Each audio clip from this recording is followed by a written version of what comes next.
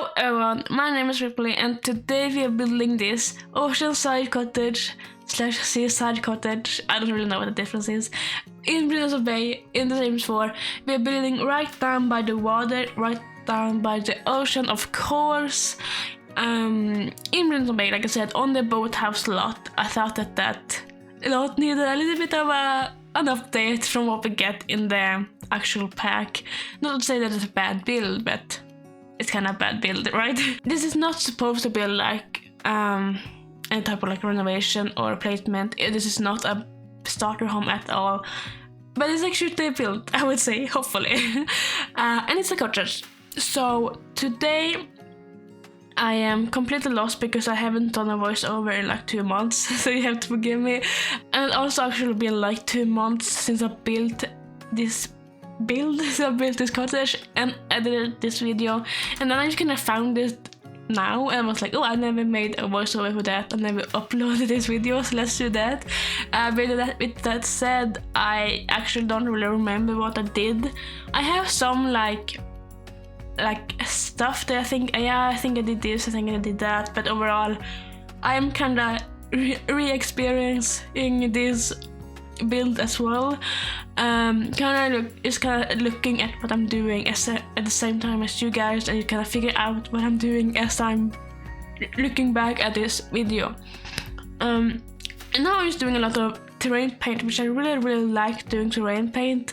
I've really been enjoying it lately, which I think that terrain paint is something that you easily look over, but I think it can really give a lot of course, like changes in terrain. Like you can add like highlights and lowlights, I guess, like things that you want to pop up, you spray the color for, and then things that you want to kind of like be muted, you use like the dirt. But also like you can get this like sun, like damaged grass, like sun. The grass has been dried out because of the sun, and then you have those patches. But you can also use terrain paint to really, like, I feel like, elevate a build a lot, elevating the landscaping in particular. Of course, you always do this kind of like you add dirt and like darker grass kind of thing under the landscaping, under like the bushes and under the trees. But you can also use them for like marking out like pathways and that kind of stuff. And I actually really like doing terrain paint. And then later on I'm gonna do the landscaping as well, of course, which as always I'm doing some wild landscaping. That's definitely my style, and I am definitely most comfortable with doing that. I don't know if I could pull off like this more like neat style of landscaping that a lot of people do, like when you have like this flower boxes and the landscaping are very much like marked off in certain areas, and then on the other areas it's just like plain grass, or like doing simplistic landscaping for that matter either. Like I think that I would kind of suck at doing like simplistic landscaping and make it look good.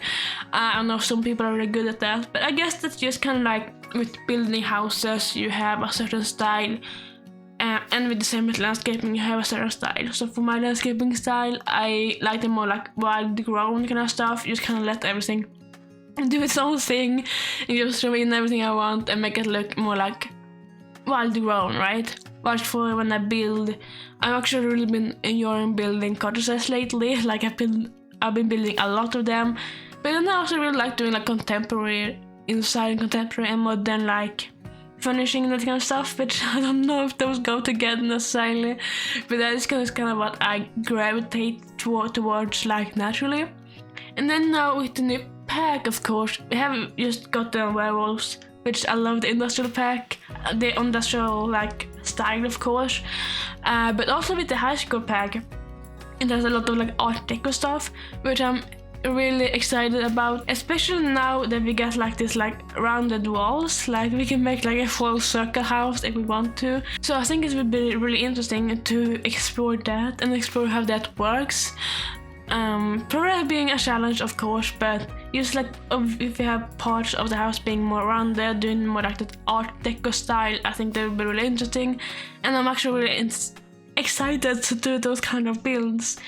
But going back to this cottage, I did add a pond around this build, which I don't know if that was a good choice. I think it looks really cute, but I know some people are like, oh, you can't add a pond on a small lot because it looks weird. And maybe it looks weird, maybe it's a little bit weird. It's just kind of this like half moon around the cottage, and we just decided to do the bridge over the pond when you have like a lot of other like access areas to the house, if that makes sense. We didn't need to do the bridge, but I really did want to do the bridge. So we added a pond, we put in some stuff in there, we have some lily pads, we have this kind of like lotus flower kind of thing with the candles, and I think it's really cute. So I like the pond there, but I guess that's kind of like a personal opinion if you like the ponds or not. Yeah, especially since we are by the ocean, maybe that doesn't make a lot of sense, I don't know. And now we're just working on this little like patio area up front. This is kind of like the main like hangout area for the outside, and we have a little area for Sims to sit and just enjoy the weather, I guess. They could sit out here and eat if they wanted to. I also put in that flower arranging table for Sims to do some flower arranging, and then just some stuff, mainly just some decorations. We do have that bicycle there as well, right by the mailbox, and yeah, we have this little like wood thing in the back as well. And for the front door, I used this it's the movie hangout door, which I really like, and I really like the movie hangout stuff, which I only really got that pack quite recently. It wasn't too long ago, and I kind of wish I got it sooner now, because I actually really like a lot of the stuff that comes in the pack, which I didn't think I would, but I actually really do. So if you wonder, if you're ever like, oh, am I gonna get this pack, I really like to build stuff in it. That's like the main selling point for me, but of course you have like the whole movie aspect as well if you do gameplay. But moving on to the interior, this is quite a small house, so we have quite a small area to work with. And for this little kitchen in here, we do have everything we need, but it is quite crammed in there. Using the offset colors, cabinets and cupboards, or like the lower cabinets, upper cabinets, I really like doing that. I really think it adds another element to the build, and I think it looks really cute to have like the white cabinets and the blue like upper cabinets. Make it look a little bit more like it's on the countryside kind of thing. And then we just have that tiny little dining table for 2 Sims, and a little like TV area here as well with 2 armchairs. I did originally want to put in a couch, but I really couldn't make it fit in this small space. So 2 armchairs it is, but I think it looks really cute. Like you could imagine 2 like older people, 2 elders that are like living out here, and I think that's really cute. And this is all playtested as well, so this all works totally fine.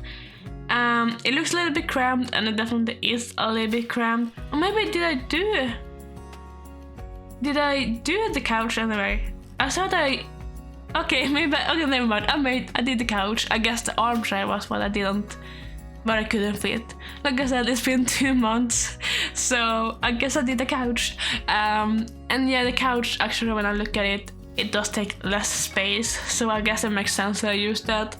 And we also have that dining area there as well, as I said, and it still looked very cramped, and it is cramped definitely, but everything does work, so there's nothing you need to worry about. I do remember practicing this at some point, so it does work. And then we have this little just like nook where you come in, where you have like the mirror and the little like end table there as well to put your keys down and that kind of stuff. And then just throwing in some decorations, like I always do, doing the curtains, doing the artworks, paintings, pictures, that kind of thing, and just kind of making it look kind of homely and making it look more like, I guess, older, more like cottage-y kind of look. For the bedroom, I actually used that cats and dogs bed, which I like never used that cats and dogs bed like ever, but for some reason I thought it would fit in here, so there it is. I actually really like, for once, I actually really like the bed is blue. Otherwise I feel like it's really difficult to fit in like a blue bed, like where the wood is blue. It doesn't really always go really well, but for this cottage I actually really like that. Also using the dresser from movie Hangout, which I think is so cute. Oh, I guess it's a wardrobe. I think it's so cute. I really like that it has like painted flowers on it. I just think it's super cute. Then of course using my favorite mirror in here as well, the one from Jungle Adventure. I love it so much. I would almost wish to have like another type, like a similar mirror but with a different like style, so like a more like modern one, but still have that is like leaning off the floor. I would like that because that's my favorite mirror, and I would of course want more variation of that. And then we're doing this little bathroom, super tight in here as well, but totally play tested, and it definitely works 100%.